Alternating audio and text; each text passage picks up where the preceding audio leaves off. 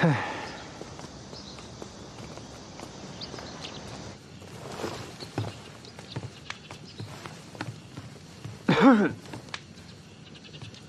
狄盟主，这附近的药铺也都被你搬空了吧？开始吧。唉，这修炼此诀，需银针刺血，药汁逼毒。那狄盟主，请打坐运功，我来施针。李相夷，武学上的事千万别和我搞鬼。这10年不见，你戒心倒是强了不少。放心吧，我不会搞鬼的。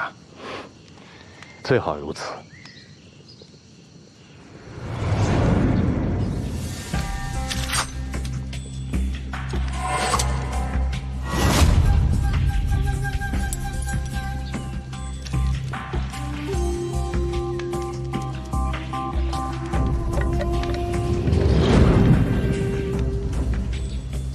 这口诀呢，我也告诉你了，将内息运转7期49天，修罗草之毒自解。切记7期49天，一点都不能少。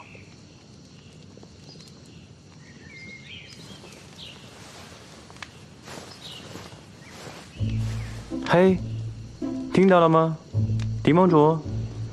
听到了吗，狄盟主？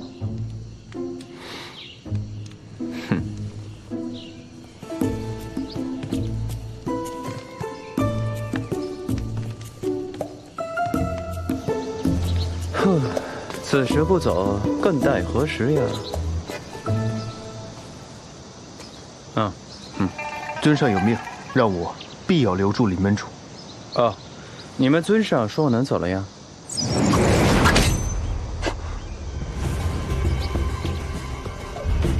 不好，你们尊上被毒草反噬了，快去看看。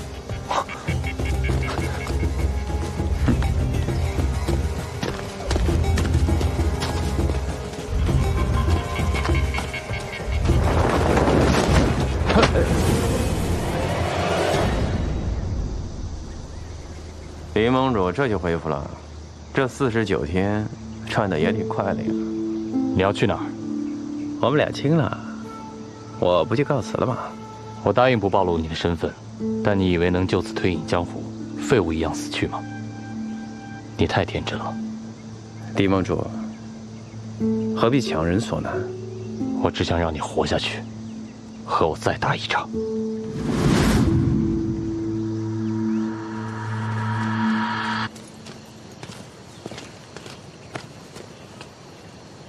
属下拜见尊上。妖魔，我要此人恢复内力。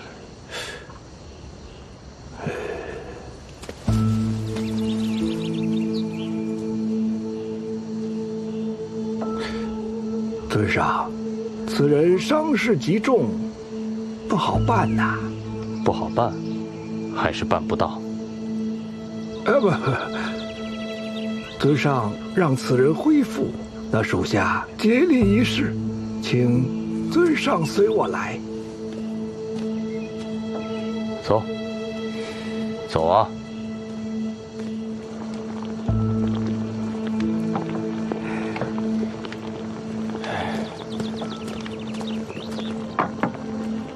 尊上，这百药神露乃是属下用100种珍奇草药熬煮10余年的宝贝，寻常人1杯就见效，但喝多了会经脉如裂，痛不欲生啊！喝那个。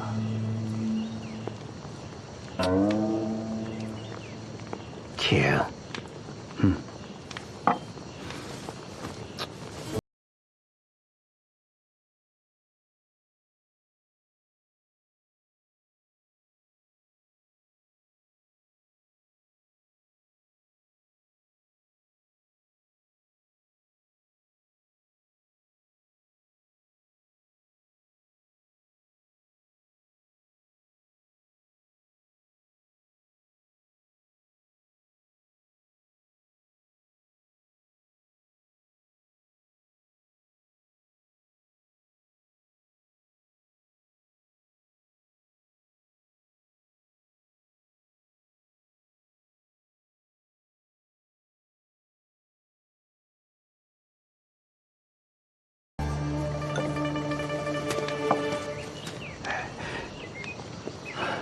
钱。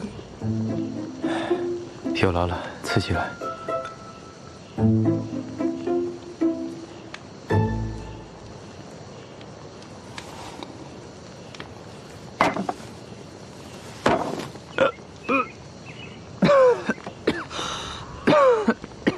尊上，此人气海破裂，内力不济，这3杯入肚也没有用啊！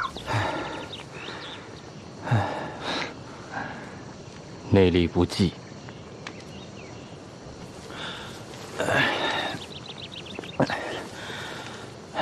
我把我的内力逼入他的体内，激其药效。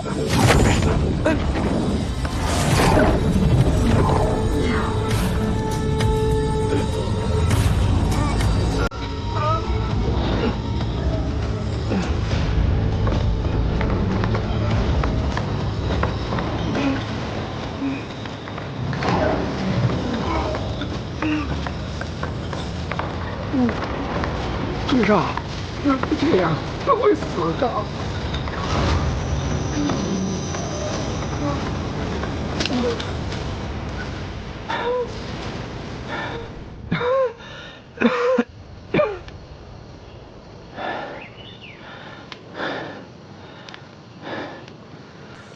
都说了治不好了，看不到这些宝贝，提莫主真是暴殄天物了。想想别的办法。想办法。啊，那灵蛇窟可以一试。灵蛇窟。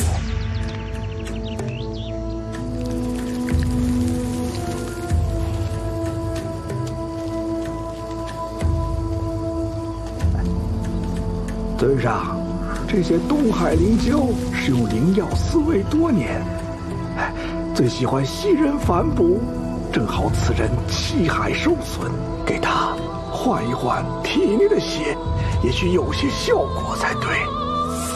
那就试试。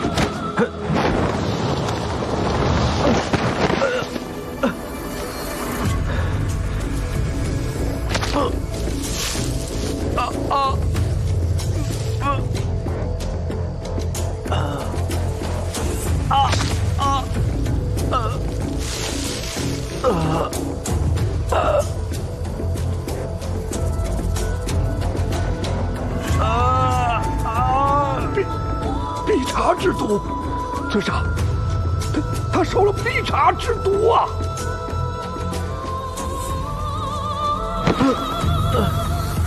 废物！尊上息怒，你想让此人恢复内力，与之比斗，还有一办法。说，忘川花。忘川花，这草药至刚至阳，能助我突破悲风白杨第8层。可他的内力并非刚猛一路，如何治他？回尊上，忘川花分阴阳2株，阳草与尊上同属武功一类，阴草这世上最毒之草，服下即便是幼童，也能平添数十年功力。但如同回光返照一般，数日之后，阴草药性大发，越生越烈，它会经脉寸断，五脏剧烈，世界上就再也没有这样痛苦的死法了。我不求他长命百岁，只求他能活到再与我一战。动身吧，我要这忘川花。属下遵命。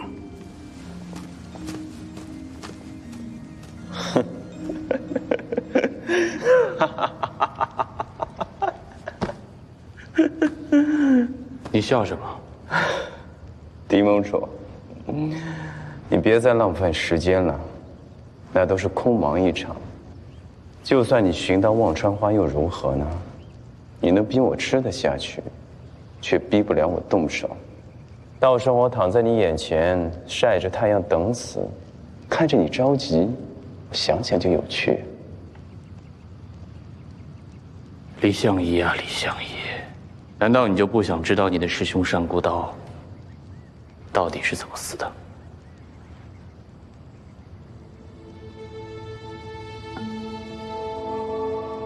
金元盟三王杀了我师兄，狄盟主还想否认？金元盟的炼尸手册记得很清楚，单孤刀左胸被剑贯入而死，三王中只有阎王许命持剑，他当时犯错，我罚他自负右手1个月，就算动手，也应该是左手，绝无可能右手剑杀你师兄。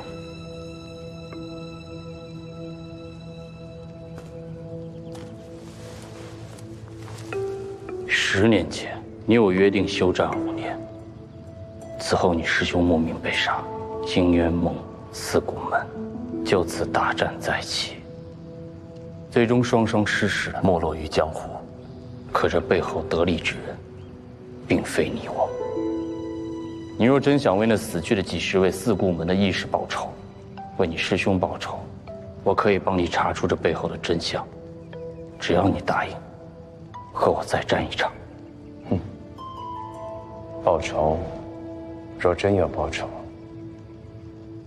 该找的就是李相义，因为他自负，害死了大家，他该死，也果然死了。所有的仇怨，跟10年前的李相义一块儿去了。狄盟主，现在的李莲花是不会跟你打架的。我明白，如今的你，虽生如死，不可能轻易被我说动。好，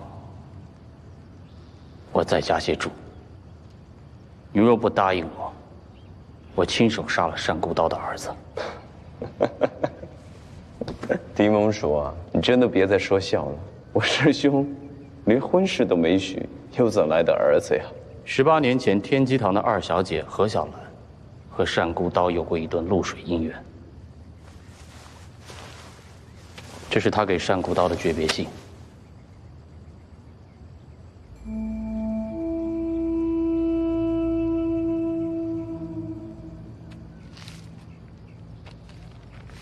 吾爱君之江湖，然君只爱沿途风景，不肯驻足。君心如明，实乃孤道，难相留不可留。今当诀别，断无情丝，唯盼君珍重。小兰。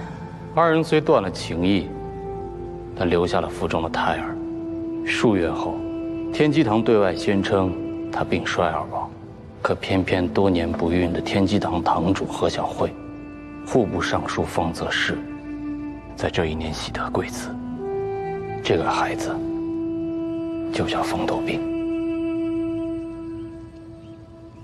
你这么聪明，应该早就猜到了，风头病不是单孤刀的外甥，是他的儿子。李相义，你若不答应我，我就让单孤刀的儿子唯一的血脉死在你面前。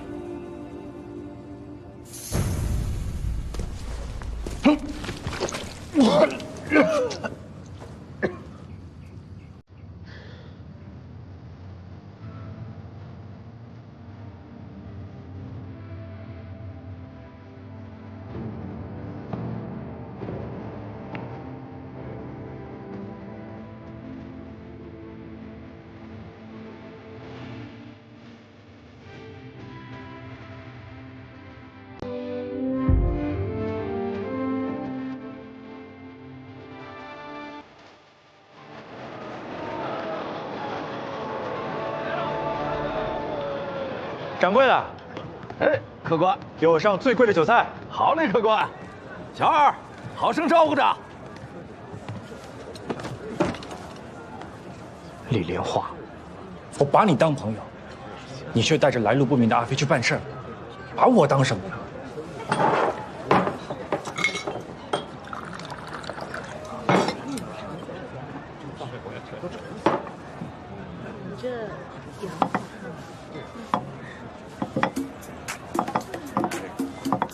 客官，这是我们酒楼最好的莲花宴，每道菜都是以莲花为题，清香美味。您看这道菜，步步生莲，这道菜叫舌灿莲花。哟，这道菜就更美味了，这叫莲花映日别样红啊！莲花映日别样红。哎呀，客官，我这些盘子都是用玉做的，很贵的。嚷嚷什么呢？几个盘子能有多少钱啊？赔给你不就是了？这有钱吗？啊？看你穿的有模有样，还敢来吃霸王餐？你也不打听打听，我这是什么地方？不就这点钱吗？拿着给我滚！快滚！快走！这莲花都是你害的。多远走多远。什么人？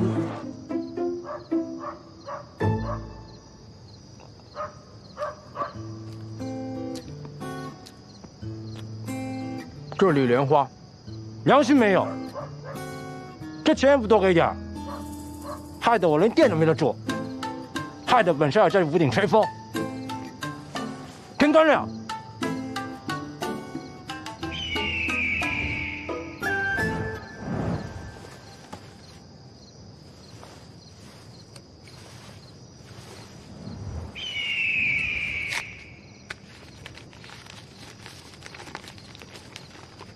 南海派吴阿飞其人。这么说来，他是在骗李莲花。李莲花有危险，他是死是活关我什么事儿？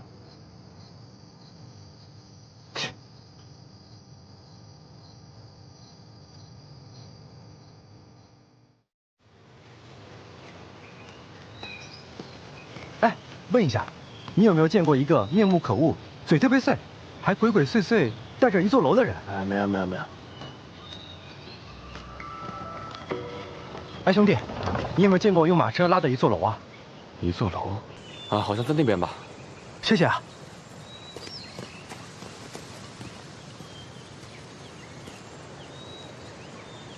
李莲花，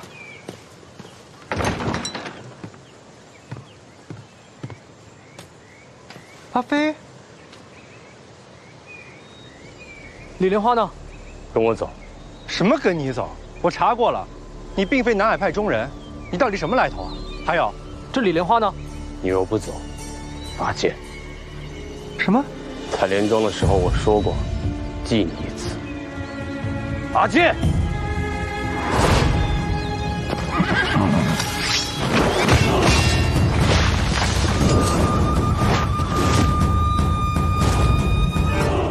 你竟然一直隐藏武功！你这个骗子！看本少爷怎么教训你！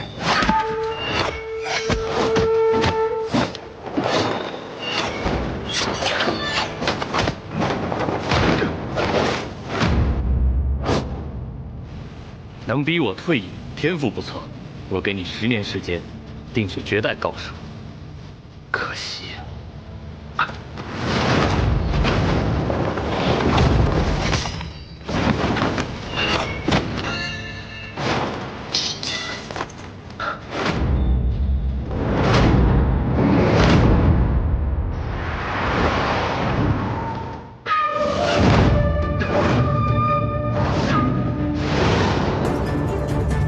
李莲花，你这是怎么了？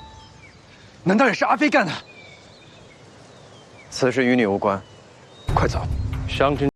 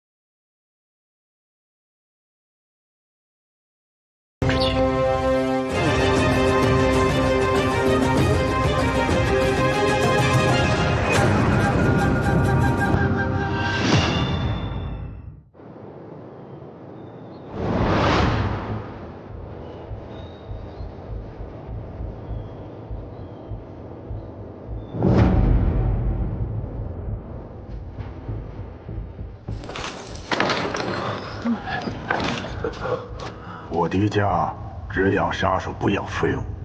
今日死斗的2个人是狄阿满、狄飞升。过了今日，你俩只能活一个。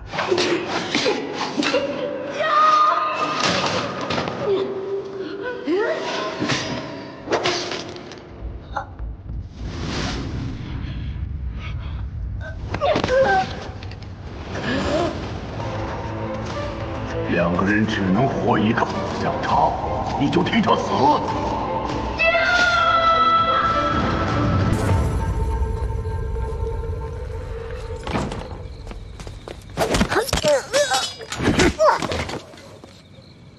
你就是狄飞升吧？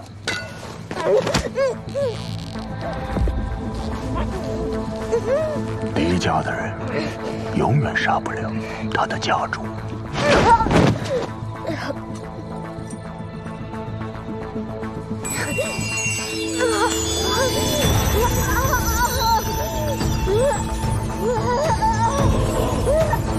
还是乖乖的做我狄家的杀人刀吧，不要想着反抗，你的命永远都改不了。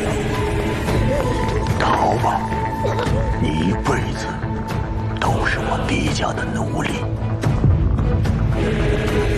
为什么会被家主说中？服下观音垂泪，也只能让我功力恢复，却始终无法突破北风白杨的第8层。我这一世就无法回狄家报仇吗？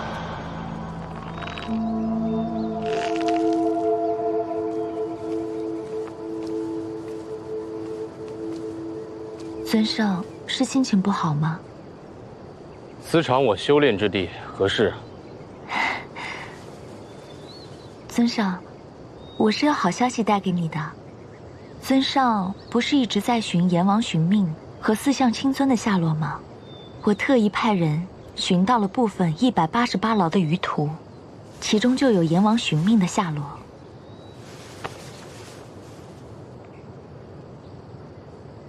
尊上就看在属下忠心不二的份上，饶了属下这一次吧。真是忠心不二吗？那你告诉我，李相夷的必查之毒是怎么回事？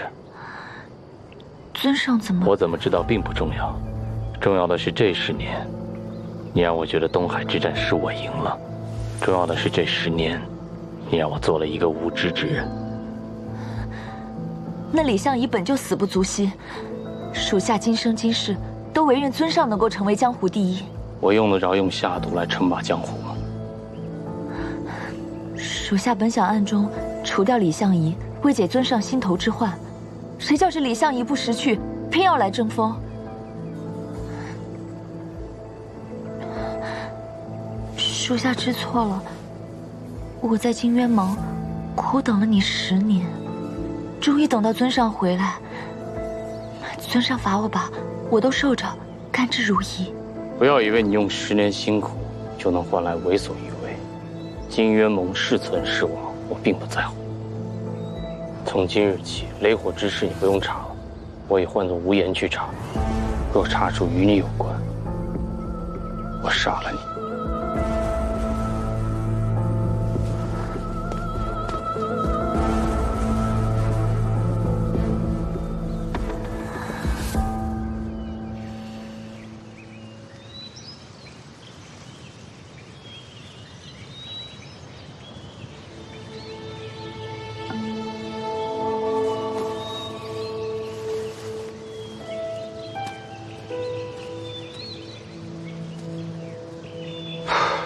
方多病啊，方多病，你这是又被丢下了。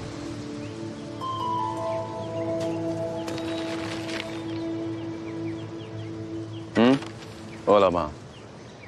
吃啊，吃嘛，慢点吃啊。哎，你刚刚在嘟囔着什么呢？我肚子饿了。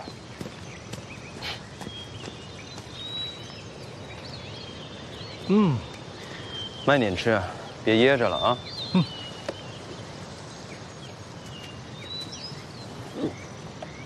啊！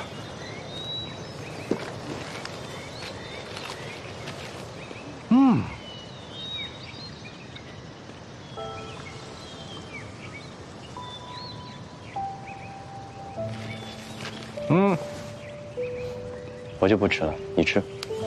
那你盯着我干嘛？也没有什么。你是不是更像你娘亲了？哪来这些没头没脑的问题啊？我们家老管家说了，其实我最像的是我二姨，但在我出生那年，我二姨已经死了。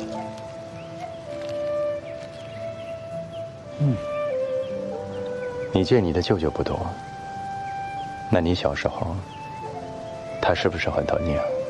我舅舅可是四姑门的二门祖，他平时忙得很，哪有功夫管我呀？更何况，我娘似乎很讨厌他，都不许我跟他亲近。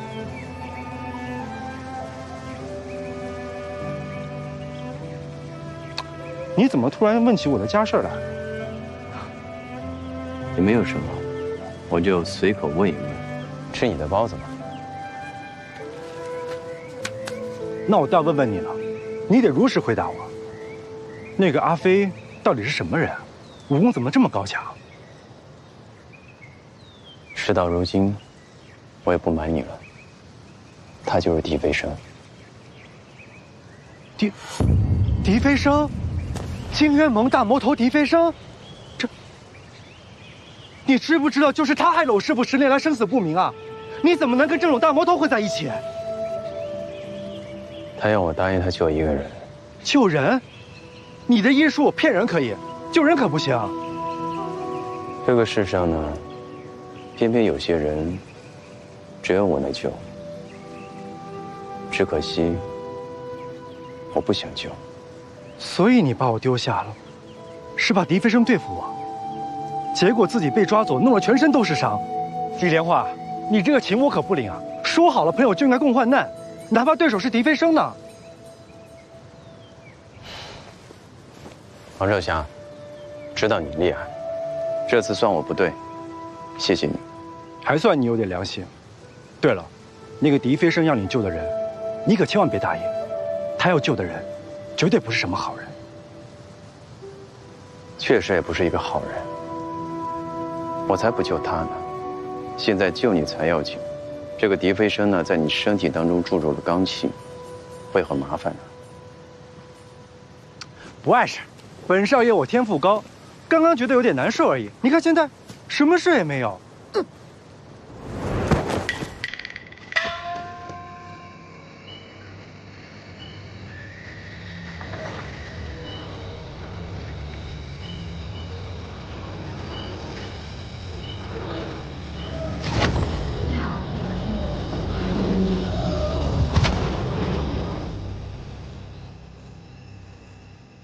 我所剩内力不多，压制罡气力不从心。可若等罡气延伸到太阳穴，就必死无疑。也只有这个办法了。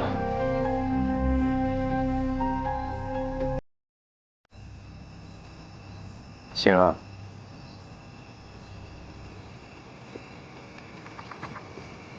来，起来喝口热水。我怎么又晕了？你中了罡气，这说晕就晕啊！没想到你这么重，把你搬回莲花楼啊，累死我了啊！啊，桌上这套功法你拿去练吧，好好练。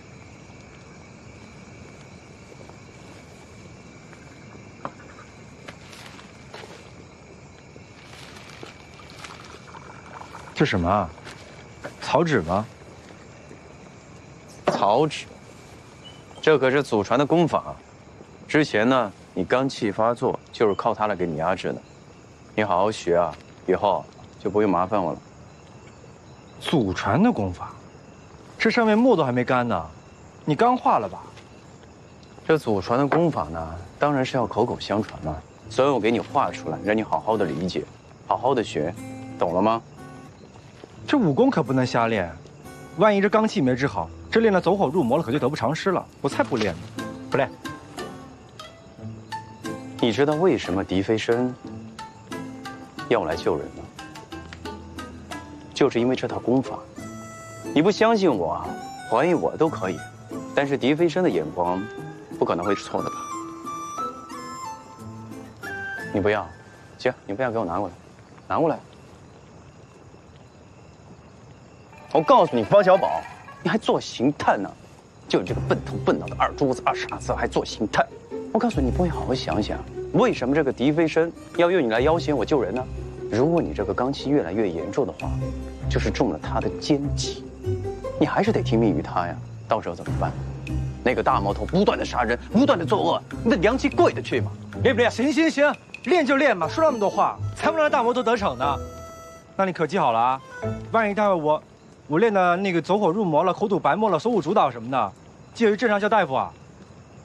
放心吧，再贵的药，我都给你寻来。好好练啊！死就死吧。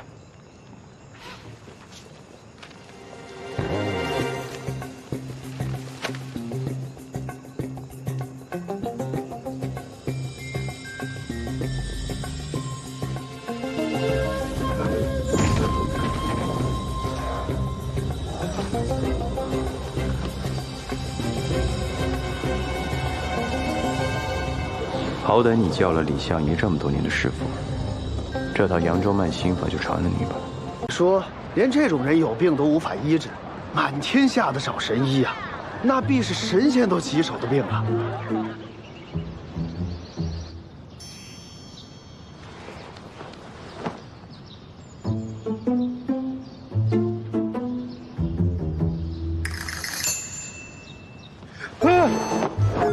嘘，忘了，安静，别说话呀。你是想要问我去干嘛，对吧？该洗成了。你现在虽有苏州快，但是只是暂时压住了罡气。要想彻底清除狄飞升的内力，需要一件极寒之物做引。如今我只能想到这个元宝山庄的博兰人头可用。不用多想了，穿上衣服，走，去元宝山庄。哦，你是怕元宝山庄的主人不肯借用？这没关系，金满堂重金求医，我这个神医的名号肯定能混进去，借到这个博兰人头呀。哦，你是怕我这个医术会穿帮啊，对吧？不是方小宝，这一路过来你也太不了解我了。这个狄飞升我都能救，更何况一个金满堂呀？什么呀？烦不烦啊，方小宝？平时那么大大咧咧、那么豪迈的性格去哪儿了？怎么啰嗦这么半天？哎呀，天机神！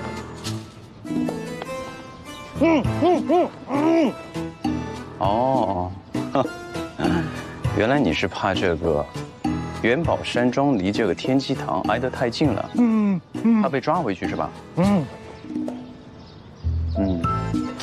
我想了一下，不过你的命要紧，只要有命在，即便是被抓回去，你还能逃出来，这不是你一贯的做法。走。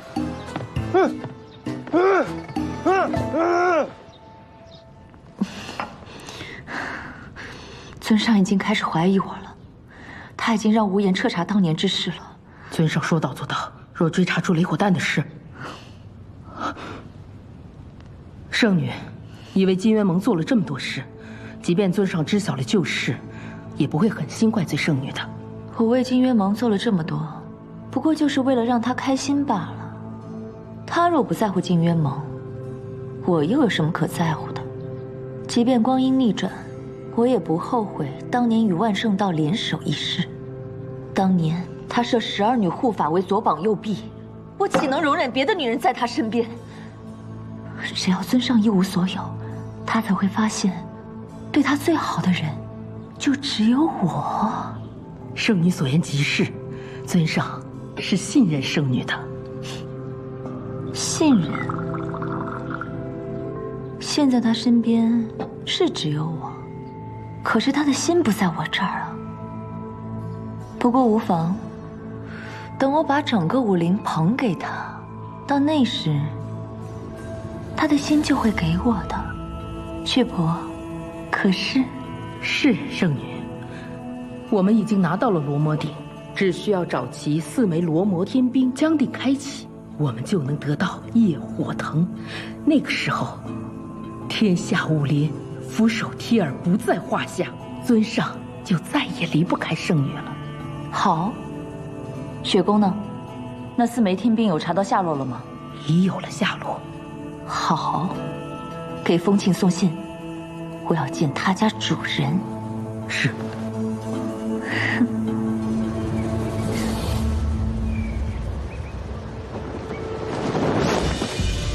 小大圣女如此的着急，真是少见呐。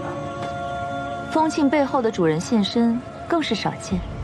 我们已合作10年之久，你却一直隐藏容貌，拒人千里，可真是让人心焦啊！圣女如此的心急，莫非有什么喜事？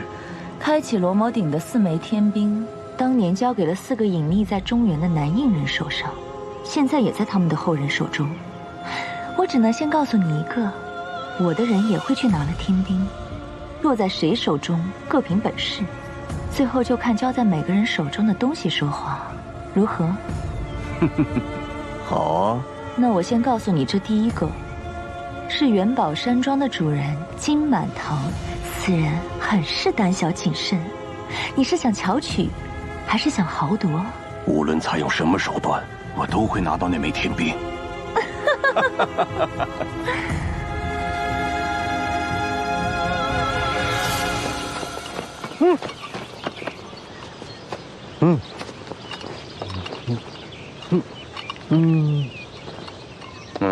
你说把我的楼盖起来。这天机堂要抓你，又不是要伤我的楼，没必要躲得这么严实。是。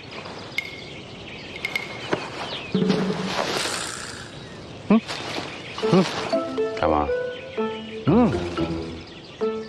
不带。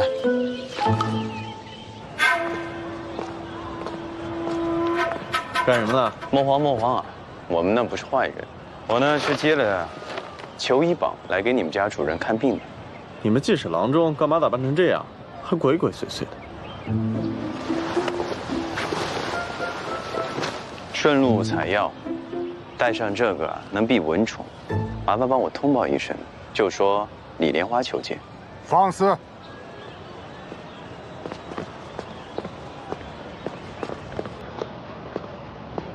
阁下可是那活死人肉白骨的神医李莲花？正是。啊，幸会。这位呢是我的帮手。巧了，在庄上正好有几位神医的同行，神医可以与其饮茶，聊聊医术。哦，好，那就有劳了。两位里面请。常闻金满堂金员外藏宝无数，常年居万人册江湖富豪榜前10，今日得见，果然名不虚传。谬赞了。哎，你别跑！关侠医，他舌淡苔白，上吐下泻，分明是脾胃虚寒之症。待我给你酒上一下，立刻就好。关侠医，小人的病好了，真的好了。您从昨日救到现在，小都快被您烤熟了。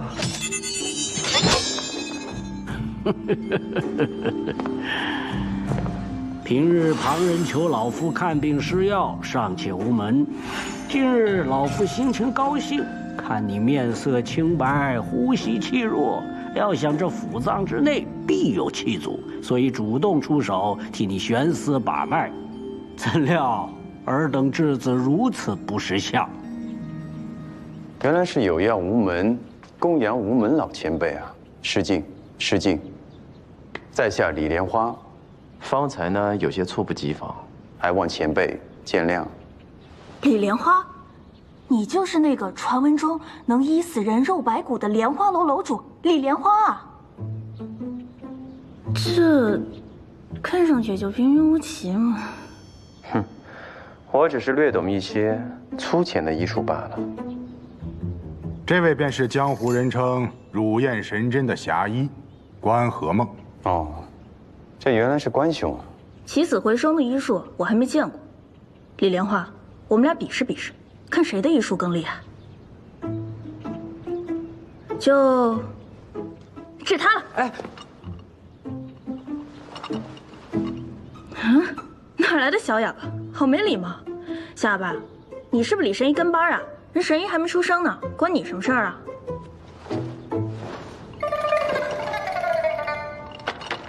你个哑巴话还这么多，我看不懂你在比划什么。哎，肃静，雅正，关兄莫生气。这位呢，只不过是我的帮手，初入江湖，不太懂规矩，你也别放在心上。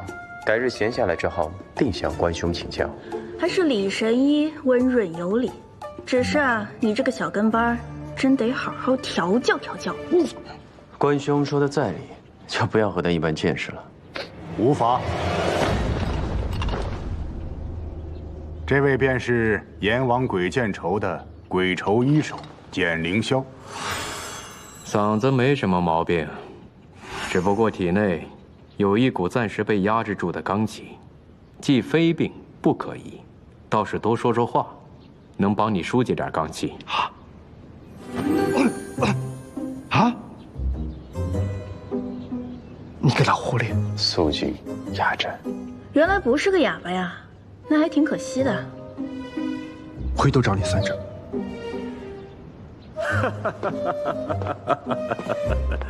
诸位名医神医欢聚一堂，我元宝山庄真乃蓬荜生辉呀！你就是金满堂，正是在下。这听闻金员外身染重疾，才广招名医，但今日所见，金员外身如红钟，容光焕发，这也并不像得了病的样子。实不相瞒啊，在下请诸位前来，确实另有他事相求。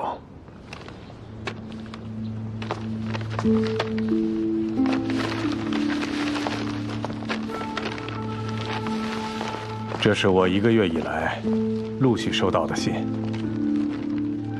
这信上都是说要金员外尽数交出元宝山庄的财物，否则就要取他的性命。这是何人所寄的勒索信，竟如此猖狂？金某一番追查，毫无头绪。这钱财乃是身外之物，对我金某人而言，也并非那么重要。只是祖上传下的这些家业，我又岂能拱手让给那些贼人呢？如今我元宝山庄上下也加强了护卫，若有贼人硬闯，也并非易事。只是这案件难防啊，前不久就有家丁中毒暴毙，实在叫金某寝食难安啊。所以金员外就是想请我们过来，对你的饮食起居把关，以防有人下毒。若真不慎发生了什么意外，在场有这么多神医在，也可安枕无忧，对吗？正是如此。想不到老夫堂堂一杏林名医，倒被骗到这儿来，当成伺候人吃饭睡觉的婆子了。诸位若助我金某人渡过此关，我金某一定不会亏待大家。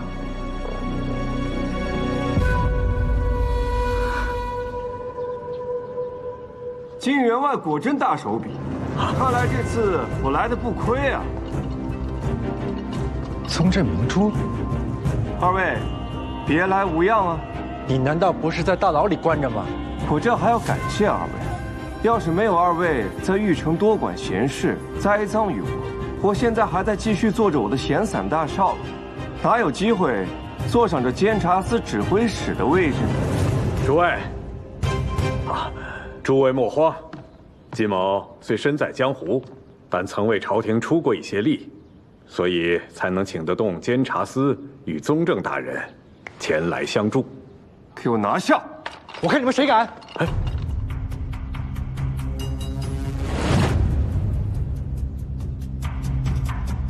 你凭什么抓他？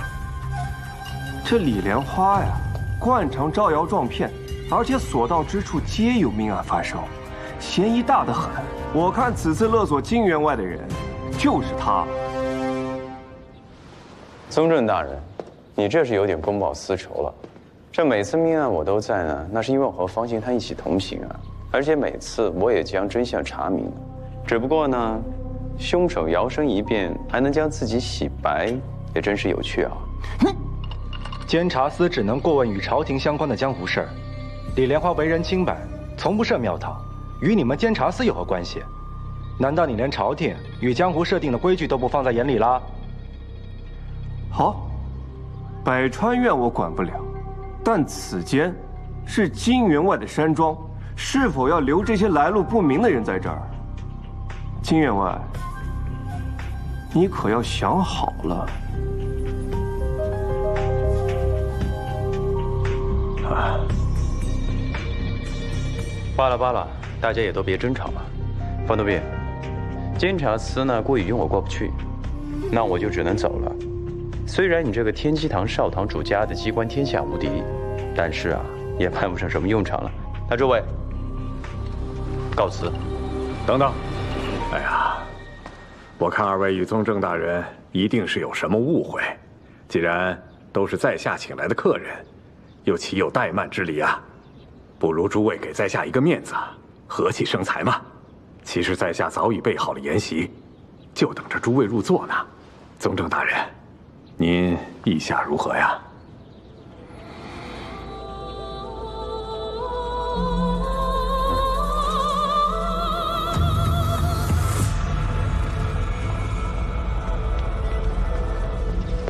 这多谢金员外的款待啊！客气了。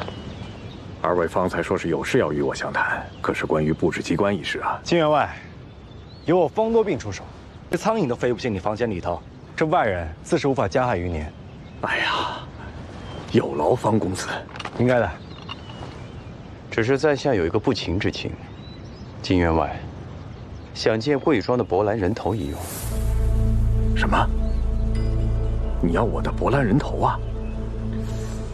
这……哼，金员外。是这个样子的，我们想借博兰人头用来疗愈，当场便会归还。他借……好，金员外，如果实在是不方便，我们二人现在就告辞。哎，告辞。等等，这个博兰人头乃我庄至宝，二位既是要借，想必也得拿出点诚意来。若是二位能揪出背后遇害我之人，博兰人头的事，自然不是问题。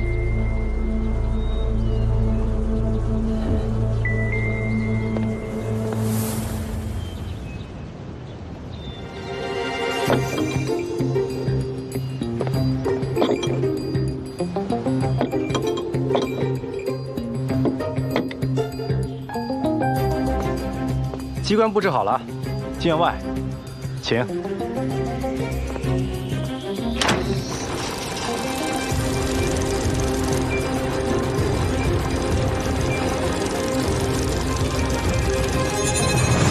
这是千灵阵，这避阵开阵的锁卡，只有在屋内的这一处。现在阵已开启，只要有人靠近此屋，就会被这锋利的悬丝所困，很快就会警示整个山庄了。这么快就能闯阵？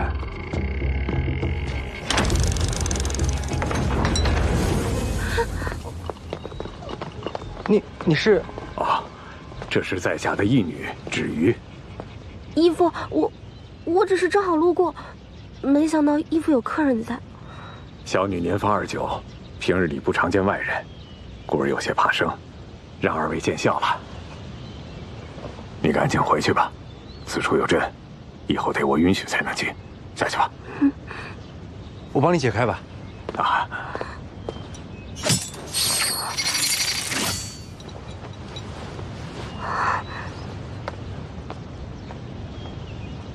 冰爱身体抱恙，过于瘦弱了。哎呀，天生体弱罢了，已找了大夫做了调理，就不劳李神医费心了。待二位抓到要害我之人，我们再谈博兰人头的事。哎，金员外，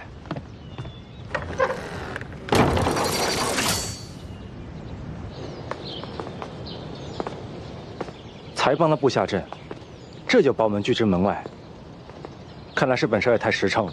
延宝山庄有这么多人看守，还杀出个宗正明珠，想必拿到这个博兰人头，也必须得帮金满堂这个忙吧。简兄，二位仁兄，简兄，原来你住这间屋子，没有想到的是，简兄也是个爱花之人。啊，我也只是喜欢用花入药罢了。你也是个精通医术之人，应该知道这些花的药用价值。那是当然，就比如我也常用这种给病人祛瘀止痛。你是说勾吻？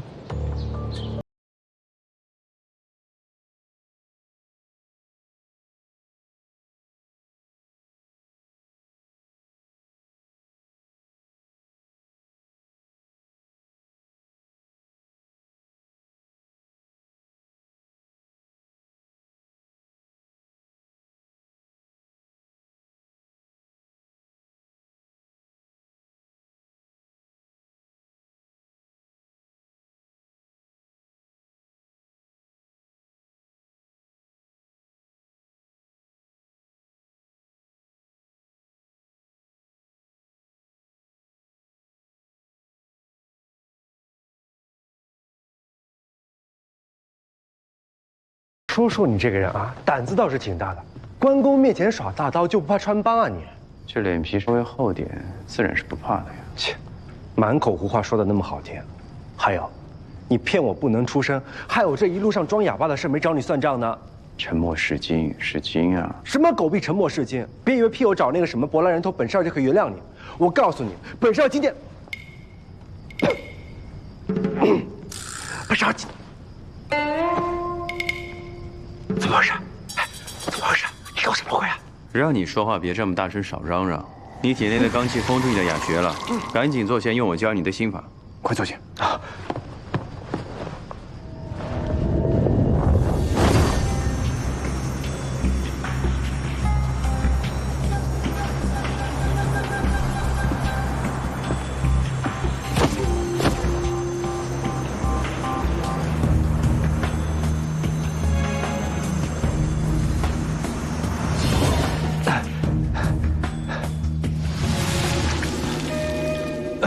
虽然暂时压下去了，但你体内的罡气下次不小心走差的话，很可能会伤及你的性命。别再嘚瑟了。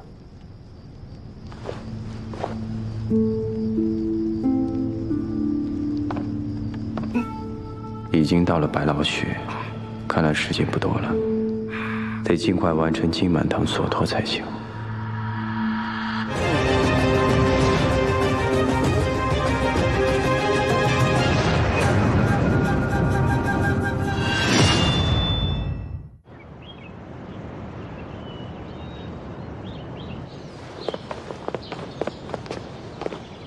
人生如逆旅，我亦是行人。我好了，这还是不说话的好啊！你什么意思啊？啊，我的意思呢，就是让你千万别这么激动。这么一激动呢，这罡气要上来，这一上来呢，啊，这不又变成哑巴了吗？那你放心，这该死的狄飞生，等我罡气治好了，我一定亲手把他抓回百川院。老爷。走，老爷，老爷啊！什么情况？老爷一直没出来呀。这千灵阵还开着，金员外应该就在屋内啊。金员外，请你把千灵阵关了吧。怎么回事？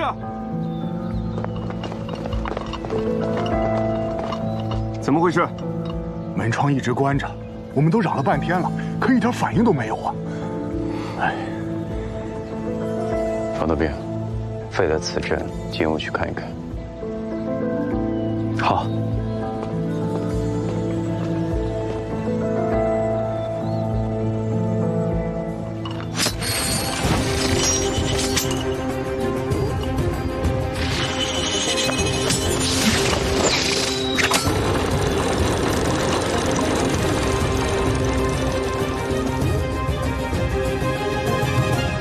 机关已解，现在就开了啊！太好了！金员外，哎，金满堂人呢？老爷，老爷，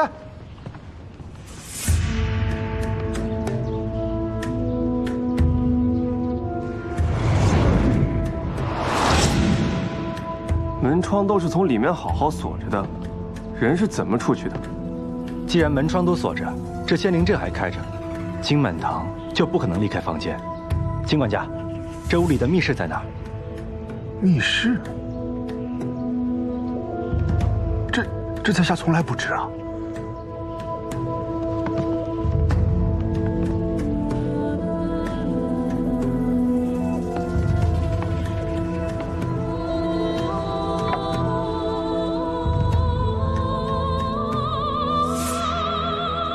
金员外，平日里一掷千金，又怎么会留着一把断齿的梳子呢？想来这是钥匙。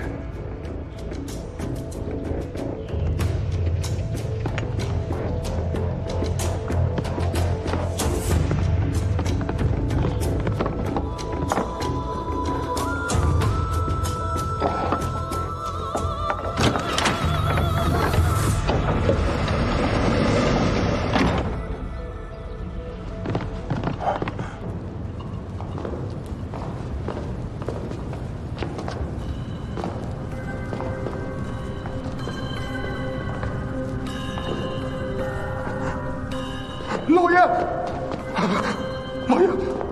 老爷，各位神医，快救救我家老爷！救救我家老爷呀！老爷，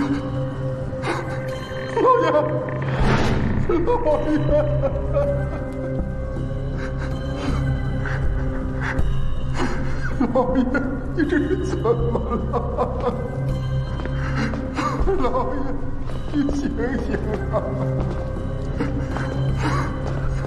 你们看，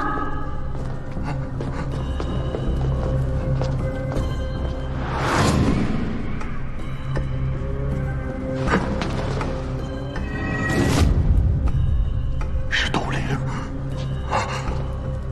金灵剑，董灵，没错，就是他。他怎么会在这儿啊？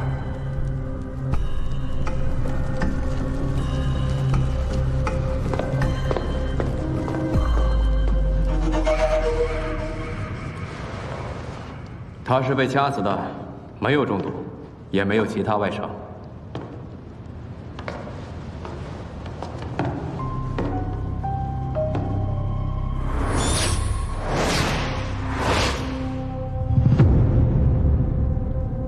这剑上有毒，我来测测。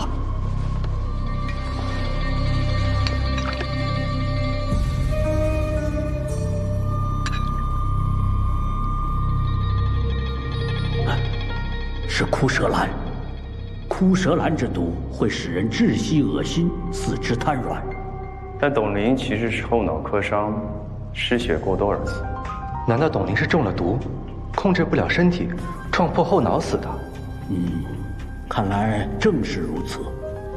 莫非他就是那个威胁金满堂的人？可是金灵剑董灵在江湖上向来口碑不错，也没听说过他与金满堂有什么瓜葛，委实不像勒索之徒。奇怪，这董灵平时都包裹得这么严实吗？这大夏天的还戴手套。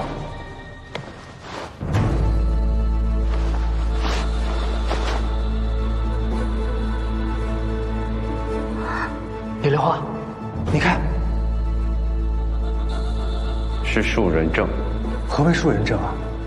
树人症是一种非常罕见的病症，病者的皮肤会逐渐变成像树皮一样，在病发严重的时候，会变得像树干一样长出树根状的肉瘤，形同怪物，药石难医，痛苦致死。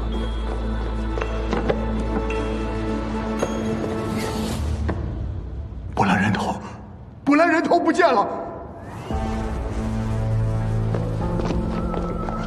波兰人头不见了！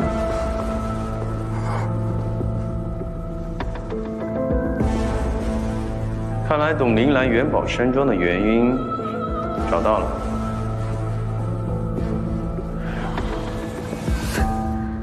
都别装了，传闻博兰人头能治百病，能助人长命百岁，就藏在这元宝山庄之内，江湖何人不知？我就不信大家这些神医的、名医的，到此不曾好奇这东西。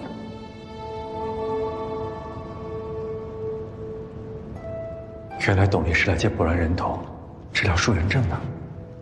没错。不如问问金管家了。金管家呢，从未出入过江湖，怎么就一眼认出董宁来了？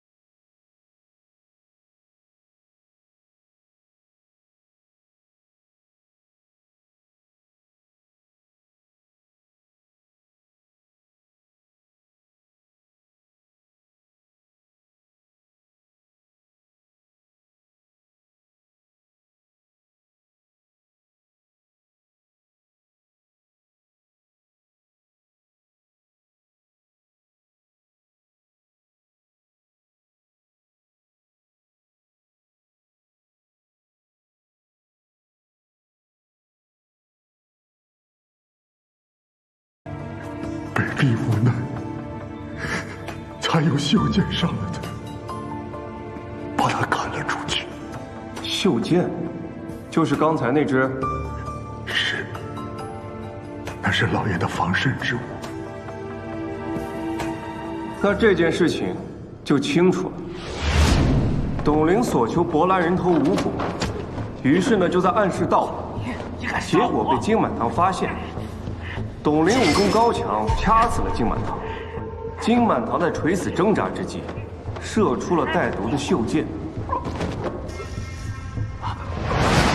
人证物证俱在，结案。来啊，把尸体抬出去。是。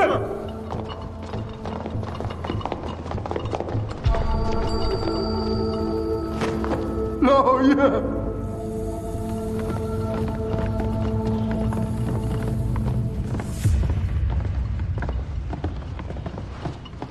现在起，元宝山庄由监察司处理，其他闲杂人等全部赶出去。哎，这又不是你家，凭什么听你的？金员外求助朝廷在先，监察司处理此事理所当然。带走。嘿，慢着啊！在座的所有人也都不能走，不然这个凶手跑了，该怎么办啊？董玲已死，还上哪儿找凶手啊？哼，既是盗宝，既然两个都死了，我问你啊，那博兰人头哪去了？别忘了，刚刚那个盒子也都是空的呀。莫非这盒子里的东西长了个脚，自己跑了？除非有另一种解释。还有第三个人，这第三个人才是凶手。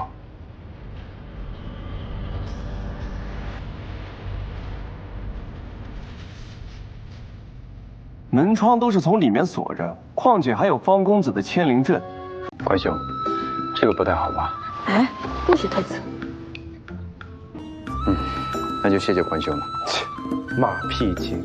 等我回了方家，这10套8套送你更好的。马后炮。小屁孩。还是李神医好。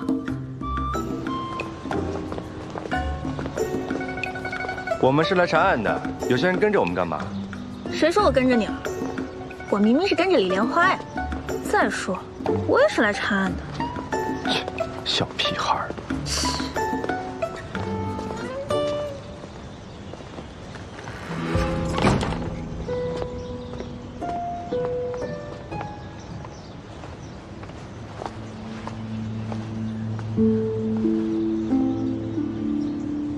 金管家，这是我给我们家老爷准备一身干净的衣服，给他换上。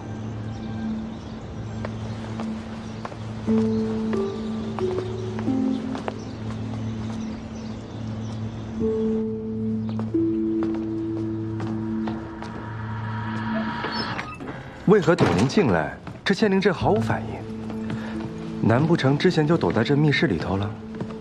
但上次进来之时，那梳子就放在这上面，可他明明已经清点了财宝，又怎么可能没有发现呢？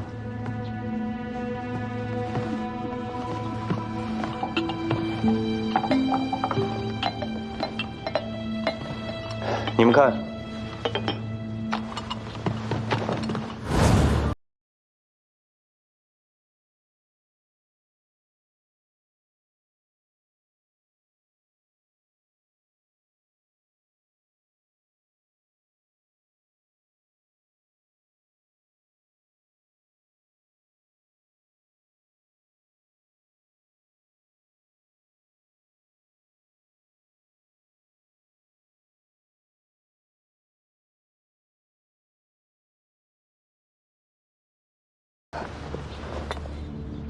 其实这金满堂开过元宝当铺，有当票也不稀奇。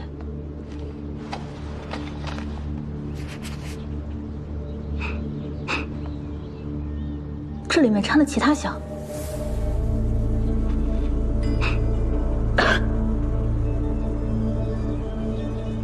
酒闻有昏沉感。这是种迷香，而且是木质香，小心。这迷香？ 难道是迷晕金满堂，好设局让他被掐死？还是说这迷香是金满堂自己下的，用来对付董玲的？可惜不知道是哪种香，不然还能得到些许线索。这时候要是万人册苏文才在就好了，他知晓天下百事，定会知道这个是什么。那老头居无定所，脾气古怪，寻常人问他问题都难如登天，你就别想了。哎，这你就不知道了。 万人册苏文才的孙女是我义妹，我的忙，她自然会帮。去。哎，你这半天不说话，想什么呢？我总觉得这个味道好像在哪里闻过。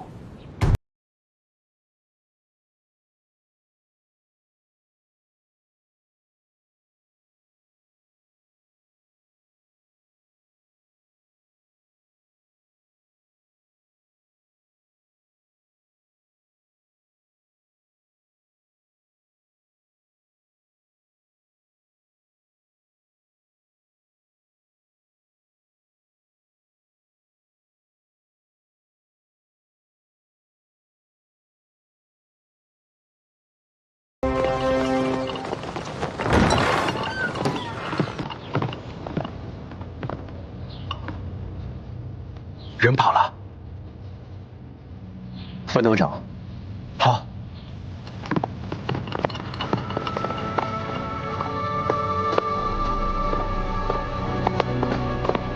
慢着，芷玉姑娘，这副模样是要去哪儿啊？你昨夜去过金满堂的房间，迷香可是你下的。 我没有，你身上明明就有迷香的味道。义父刚死，身为棋女，连葬礼都不参加，就想乔装逃离。你和金满堂到底怎么回事？不说是吧？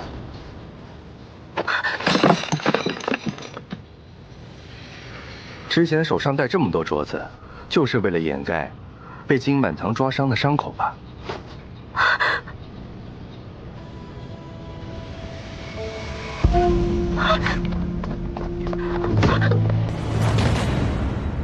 还想畏罪潜逃？你这是干什么？凶手找到了，自然是关进柴房，好好审问了。带走。是。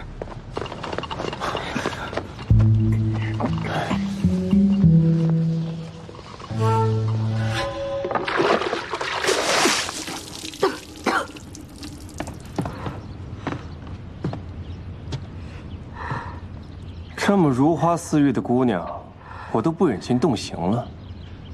说吧，博兰人头在何处？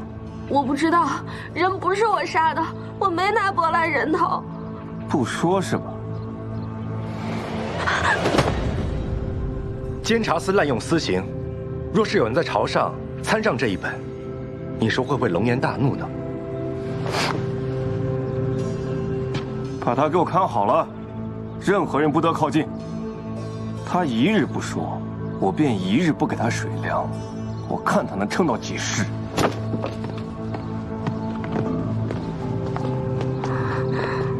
方少侠，请吧。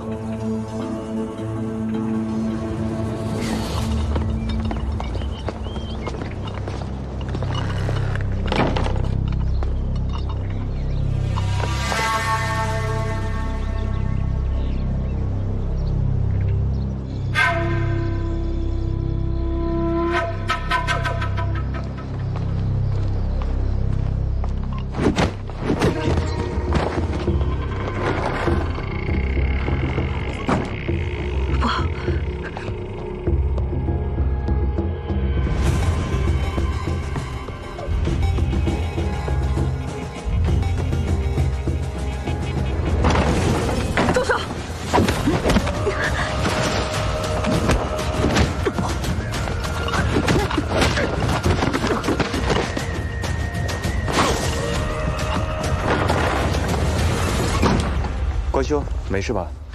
没事。这位姑娘，出来吧。啊？这怎么回事啊？我们原本以为，芷玉姑娘身上的镯子是为了掩饰金满堂垂死前的抓伤，看来并非如此。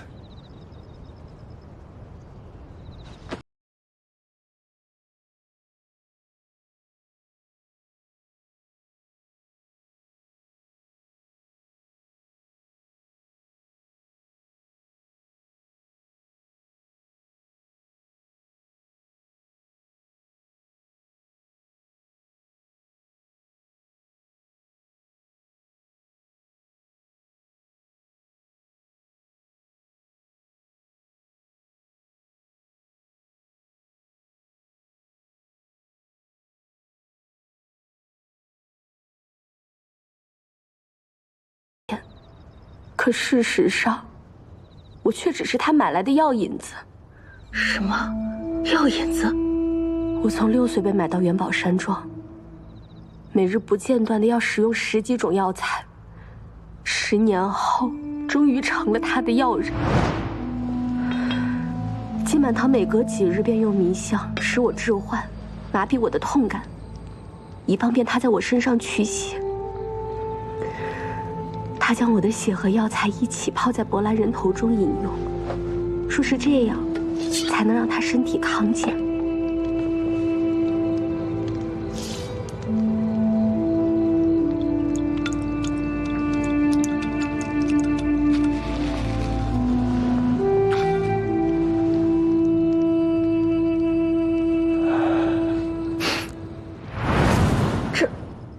你说的竟是真的？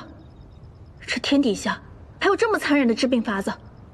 他金满堂还真是造孽，像他这样的人，活该有这样的报应。那他到底得了什么病啊？他从不对外人言，任何人都防备，所以也从未在我面前展露过柏兰人头。那既然如此，你为何不提早说出来？又为何要乔装逃跑？我怕大家迟早发现我和他这层关系，怀疑到我身上。金满堂死的那天晚上，你去他房间给他取血，所以你的身上还有屋子里才会留下这种味道。等你们离开后，他才开了门外的牵灵阵带我进去。可取完血我就走了，我真的什么都没有做。那你再仔细想想，金满堂临死之前可还有什么异常？对了，他平时取血都不慌不忙的，但那晚却心不在焉的，好像急着去做别的什么事，所以都不小心将血弄到了指甲里。我猜当时金满堂应该是急着去密室查看董林的，对不对？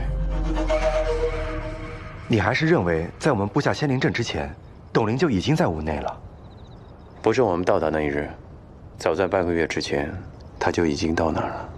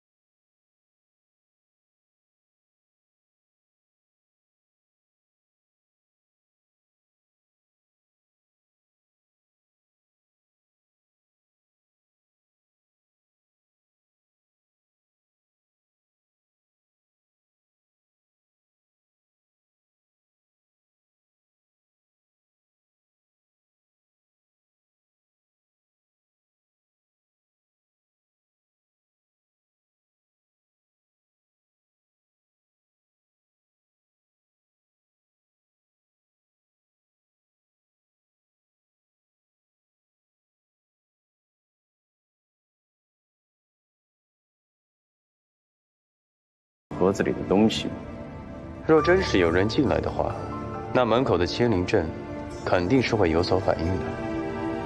空盒子是金满堂用来诱敌的鱼饵。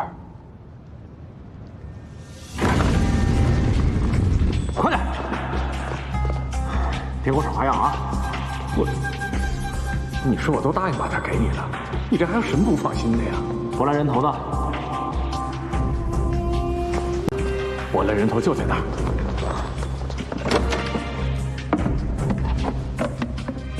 想跑？金满堂，放我出去！金满堂！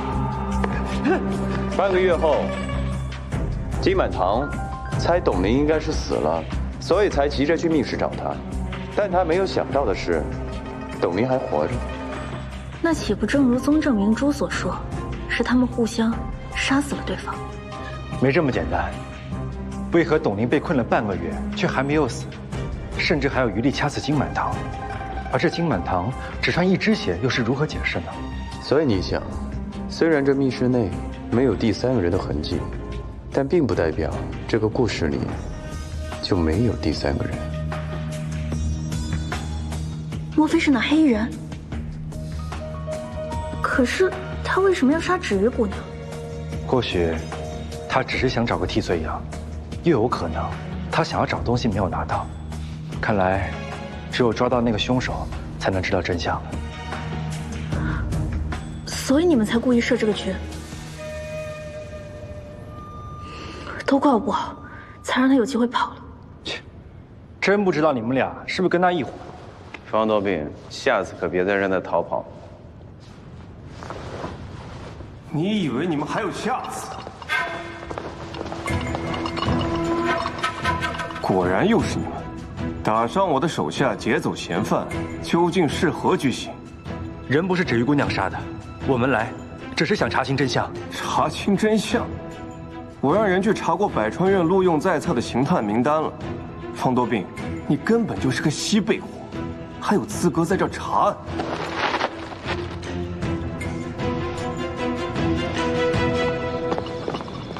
哎，快走！宗正明珠，你有本事把门给我打开！我可是有百川院寿命的，我就是堂堂正正百川院刑探。你骂谁西北货了你？竟敢往我身上乱扣罪名！方多病，喏，冷静一点。我没骂完呢。宗正明珠，你给我听着，你作奸犯科，逃脱刑法。我不管你这次有什么目的，你休想只手遮天。我一定会查清所有的真相，亲手把你抓回大牢里。你给我等着！哎呀，气死我了，气死我了！气气也太大了。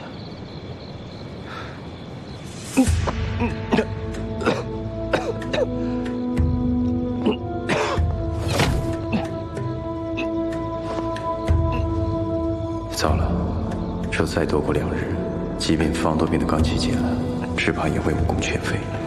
必须赶紧找到波兰人头。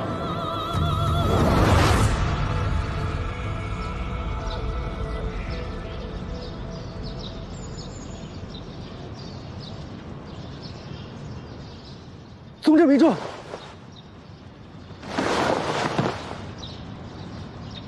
行了，这嗓子也好了。我要写信给百川院，我已经破了3个案子了，他们要履行承诺，是可杀不可辱。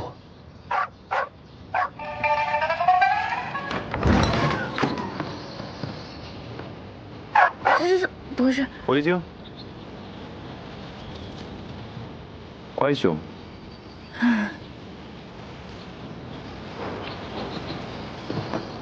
不知关兄怎么来了？我来看看你们，还有西贝火。我知道你们肯定关心元宝山庄里的情况。哎，跟你们讲，宗正明珠担心有人把博兰人头偷偷带出来，让他搜了身才放我出来的。这宗正明珠还在揪着芷玉姑娘逼问啊？是啊，他说宁肯错抓，也不能放过芷玉。他还继续在元宝山庄中到处搜查博兰人头，大家还挺配合的，说一定要找到凶手，帮金满堂讨公道。这倒是都挺有公益心的呀。哎，不过金管家心情就不太好了。不知道是不是因为金满堂的死伤心过度，从昨天晚上到今天，整个人失魂落魄的，跟他说话都没什么反应。感情有这么深啊？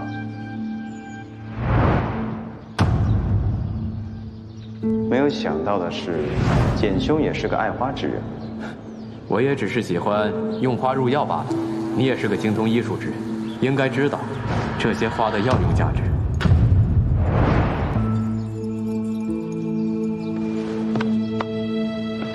李莲花，发什么呆呢？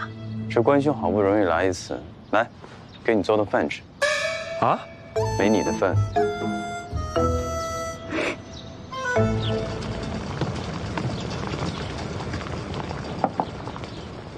李莲花，没想到你厨艺这么棒。来吃吧。你不仅医术高，为人有礼，做菜还这么厉害。猪肚鸡，红糖烩鱼，你怎么回事啊？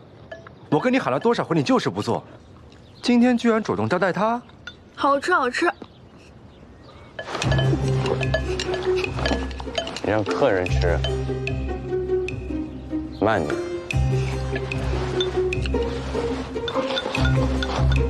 关兄，实不相瞒，如今我们二人被赶出了元宝山庄，很多事情是查不了的。如今关兄你在，不妨请关兄与我们来个里应外合，怎么样？这个嘛，有点麻烦。毕竟我关和睦在江湖上，那也是有头有脸的人物，可不是谁请吃顿饭就会帮忙的。苏姑娘，你不妨考虑考虑。啊，苏姑娘，谁啊？乳燕神针关和梦，擅长经针走穴。我们刚进山庄的时候，阁下拿着药灸追着人跑，断然不是乳燕神针关和梦所用的方法。刚见尸体的时候呢，你对这个尸体没有任何的判断，甚至对树人阵还很惊奇，所以我猜你根本就不会医术吧。所以呢？元宝山庄天下闻名，所以这里汇聚了江湖中所有的奇异，天下皆知。敢冒充关和梦，却无人前来追究，那么镇主肯定也知道此事啊。哦，还有吗？你之前提到了苏文才，所以我的猜测是，你是关霞衣的义妹，万人册苏文才的孙女苏小庸。果然聪明，不错，我就是苏小庸。什么？你居然是个姑娘？要不然呢？你爱搜别人的包袱，摸来摸去的，要是被公主知道了，看你怎么交代。我那是不知道。等等，什么叫跟公主交代？我可没说要当那平义驸马，你可别瞎说。苏姑娘那天晚上被简凌霄看见神神秘秘出了门，想必是为了避开众人，去沐浴洗漱吧。没错，我就是好奇博兰人头，所以才来看看你。本来不想被发现。李莲花，你该不会是想拿我身份的事，威胁我帮你忙吧？我自然不是这种人。我可以帮你，但我才不是怕你拆穿我的身份，而是因为我喜欢你。喂，我金陵苏家素来有个规矩，苏家女儿从不轻易送人东西，一旦送，那便是定情的意思。你先前已经收了我的金针，便是我的人了。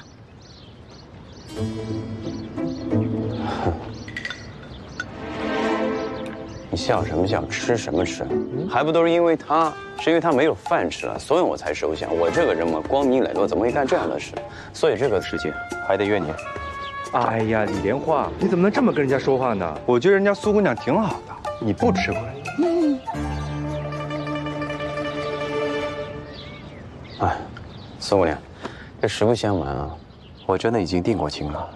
再者说呢，他没有定过亲，我从来没有听他说过。而且他第一次见你的时候就说过，对你一见如故，相见恨晚。真的？不瞒姑娘，在下确实有心上人，只不过呢，心上人另有归宿，于是我下定决心，也不再娶任何人，也不敢再耽误姑娘了。先前不知道苏家有这么多的规矩，我现在知道了。这个金针我万万不能收啊！瞧把你吓的，我有说什么吗？成亲之事不急，我们呢可以先多互相了解了解。我先帮你查案，算是报答你那晚救我之恩。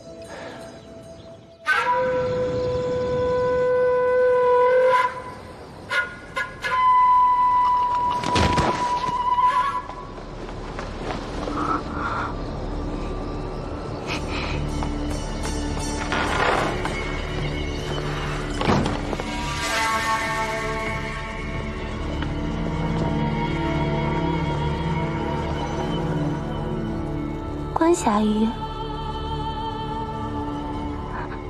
你要干什么？姑娘不必害怕，我只是想问姑娘几个问题。我能说的都告诉李莲花了，博兰人头真的不在我这儿。我知道不在你那儿，因为在我这儿。什么？人是你杀的？我竟错信了你们。谁说我跟他们是一伙的？至于姑娘，金满堂拿你和博兰人头治好怪病，你说这么神奇的东西，哪个当大夫的不想要？你既已得手，还揪着我做什么？你放心，我会救你出去。到时候你人和博兰人头都在我手上，我一定能慢慢研究清楚博兰人头治百病的秘密。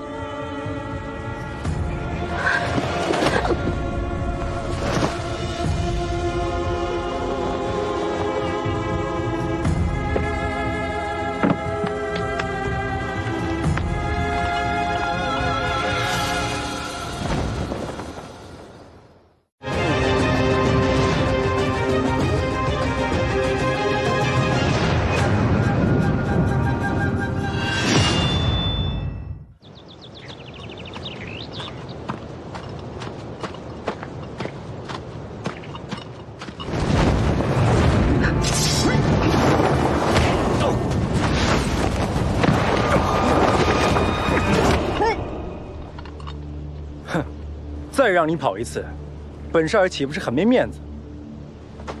简凌霄，李莲花说的没错，上次你没有得手，果然不会死心，一直守在柴房外等机会。简兄，得罪了，让你看了一出戏。原来你们早就知道是我。怎么说呢？这一开始也并不知道是你，但是我突然想起来，有一次在你房外，你脚下随意踩着一些花瓣，而那些新鲜的花瓣呢，根蒂本该是入药之物，可你却毫不在意啊。所以他出门在外还要特意摆弄那些花瓣，其实根本不是你说的那样，为了入药。没错，我曾经也想过，在金满堂的手上呢，我突然发现他有一点点的蛰伤，当时却被他的指甲中的血迹转移了注意力，所以一时忽略了这一点。不过我现在突然想起来了，那些在你屋外飞来的蜜蜂，并不是偶然。你养的那些花，目的就是为了养蜜蜂吧？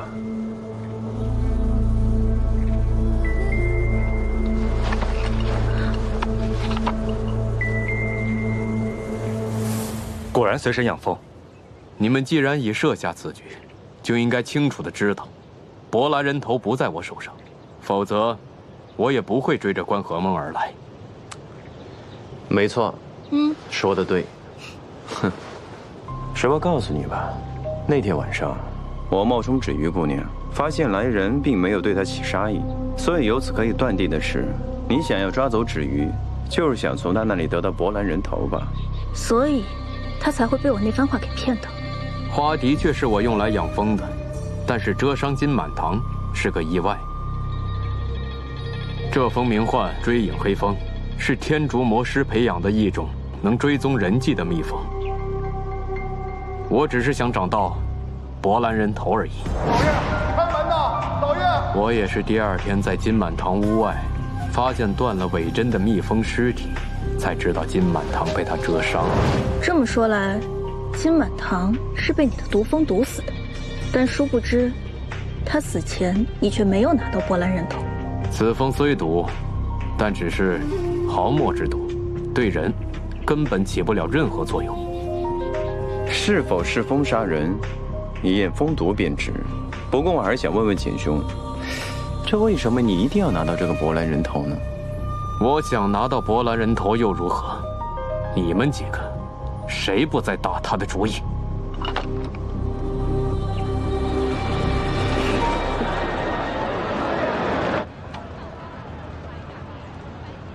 这蜂毒性甚微，不至于让人丧命啊。看来是没有撒谎。不知简兄现在可否告知，你执意要这个波兰人头，是为了什么？我要波兰人头，是为了给我儿子治病。令郎身患何病？难道就连鬼仇医手也没办法吗？是树人症。所以当我看到董灵也同样有此怪病时，很是惊讶。实不相瞒，树人症此病非常非常罕见，而且是家族祖上染病，一代传于一代。家族遗传病。我的妻子便是染上了这种怪病而死。如今，我的儿子也开始发病了。我不想看到他像我妻子一样受此折磨。无论如何，都要拿到波兰人头。那简兄，你是从何得知这个波兰人头就能解这个树人症的呀？因为我知道，金满堂就是用波兰人头抑制住了他的病症。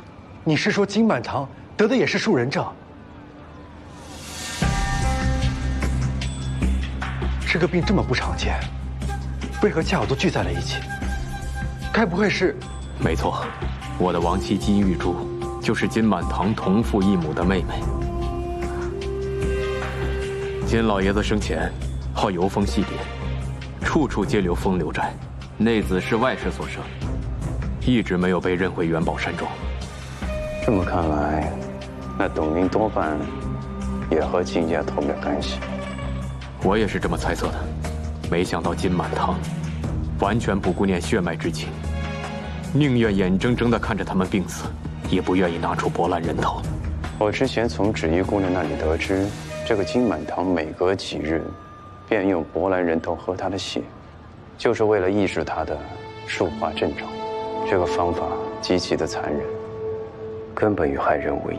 简兄，你医者仁心，想必得到这个波兰人头，也不忍心吧？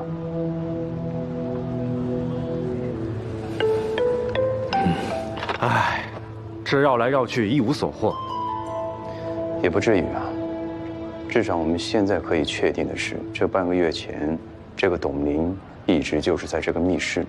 而我们现在要弄清楚的是，这么多天他是怎么活下来的呢？枯蛇兰之毒会使人窒息恶心，四肢瘫软。但董灵其实是后脑磕伤，失血过多而死，不是在我们到达那儿，而是早在半月之前。苏姑娘，可否请你再帮我一个忙？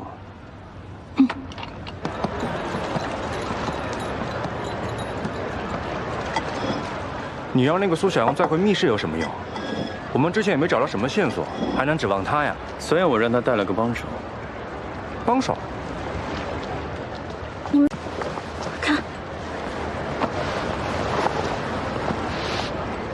这是馒头碎屑。果然让你带去的，帮手还是有用处的。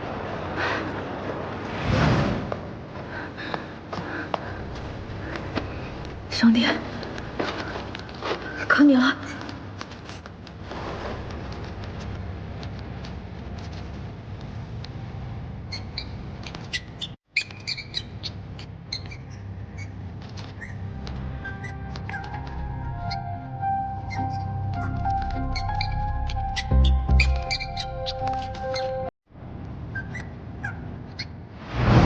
还是李莲花聪明，想到用老鼠来找线索。哼，方小宝，你之前不是问董玲为什么被困了这么久还没有饿死吗？这不就是答案了吗？这是有人给他送了吃的，可这密室的门不是只有金碗堂才能打开吗？难道？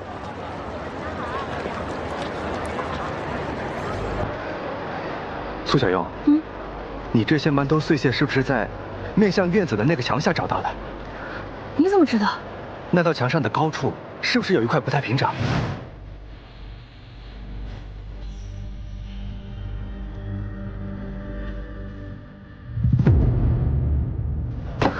没错。那上面呢，应该藏有通气口。很简单，那个人从这个通气口给董玲送吃的，所以这个董玲才能活这么久。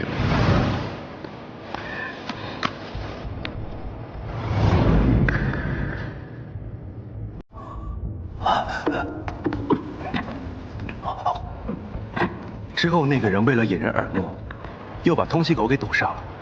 那这么说来，帮他的人自然嫌疑最大。他故意让董玲活着，好让他和金满堂二人互相厮杀。不止这么简单。炭灰，这炭灰、食物被堵上了通气口。难道董玲不是中毒死的，而是叹气窒息而死？叹气。投喂他的人，在事成之后，从密室的通风口燃烧木炭，致使董玲吸入了大量的碳气，失去了意识之后，他撞到了头部，失血过多而死。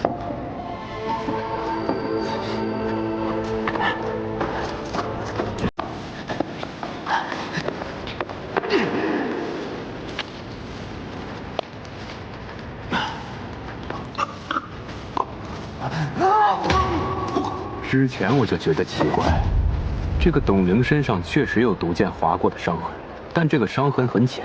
董玲的内力不错，这点毒，怎么至于让她失去意识？但她身上又没有其他中毒的痕迹，所以就忽视了。那这就对了。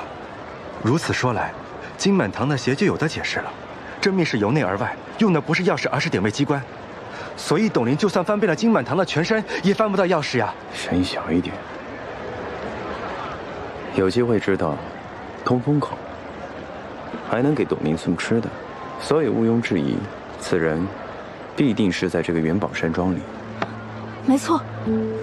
可是元宝山庄上上下下仆役侍从这么多，到底是谁呢？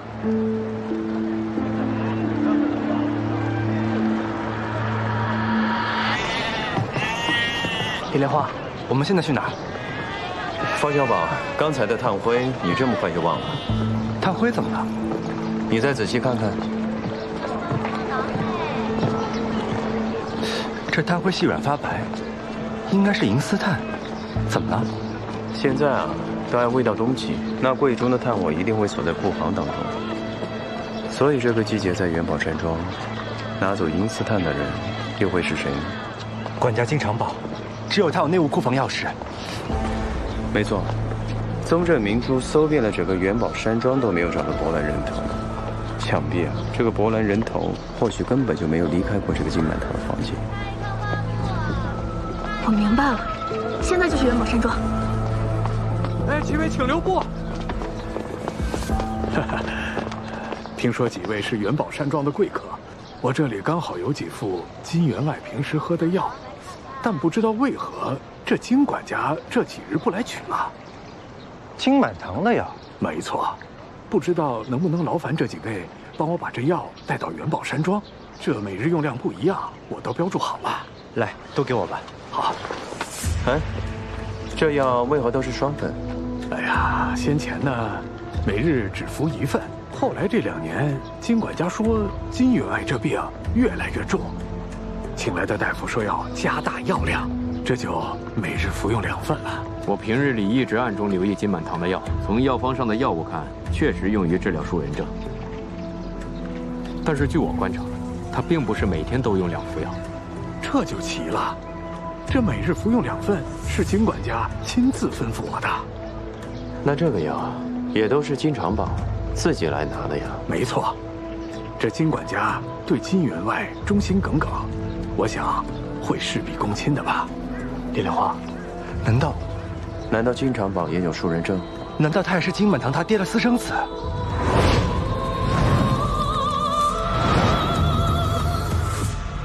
指挥使已经下令，你们2人不得入内。我们查到了重要线索，不让我们进去。若是让嫌犯跑了，你们监察司如何交代啊？上次不抓你，已经是看在方尚书的面子上，还请速速离开。你，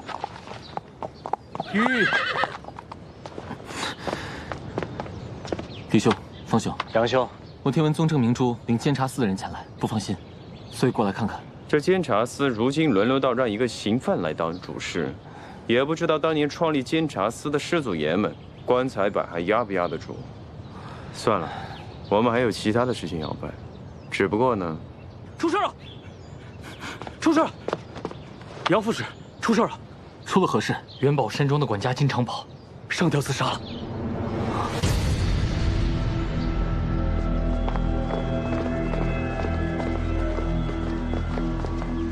你们还敢闯进来？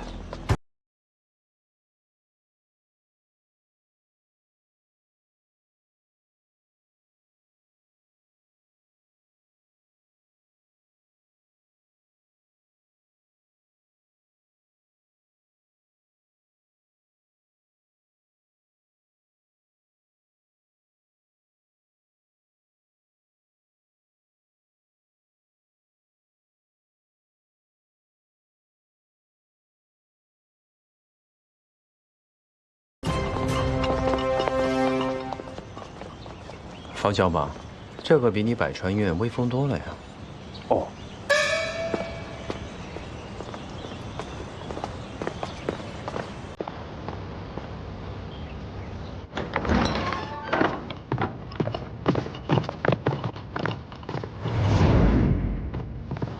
这怎么回事？金长宝好端端的怎么会自杀呢？金管家也许是因为老爷的死，伤心过度，发了疯。他这2天要么失魂落魄，要么情绪激动，一会儿哭一会儿笑，嘴里老是念着为什么我不可以，为什么没有用之类的疯话。